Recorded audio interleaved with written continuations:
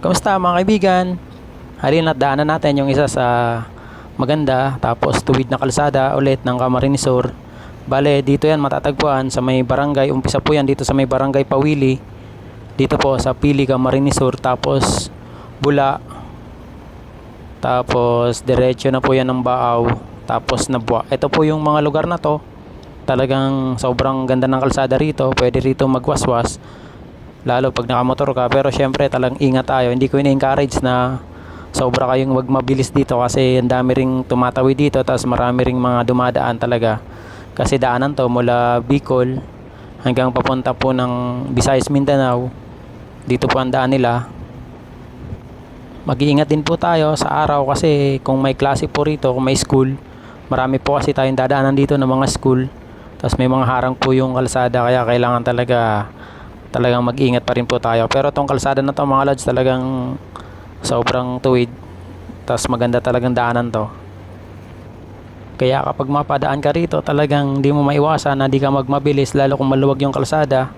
Talagang hahataw ka rito mga kaibigan, mga lods. Pero syempre yun nga, sinasabi ko po sa inyo na mag-iingat pa rin po tayo.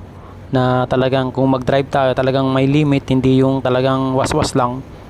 Kailangan pa rin po talaga mag-ingat kahit sa lugar naman po. Pero ito talaga mga lods, papakita ko sa inyo na talagang yung kalsadang to talagang mabilis, na talagang maganda daanan. Kasi talagang kitang-kita nyo yung unahan.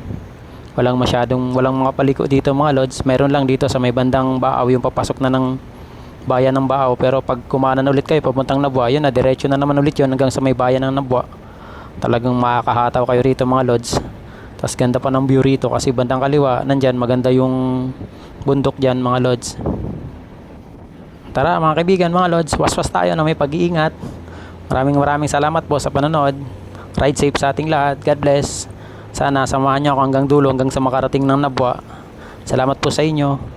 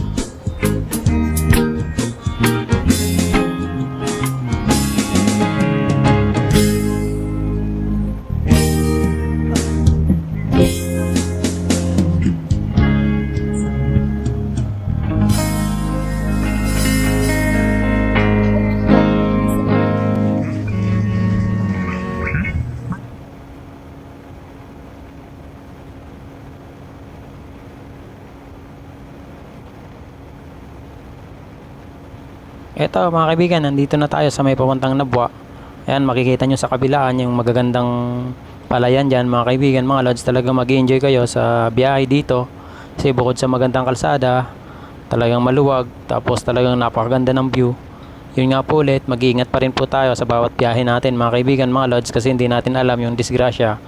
Kailangan bago tayo umalis, bago tayo bumiyahe, bago tayo talagang ganito mag long ride ay mag-pray tayo. Tapos pagkatapos natin bumiyahe, magpasalamat tayo sa ating Panginoon sa ligtas na biyahe sa lahat ng oras.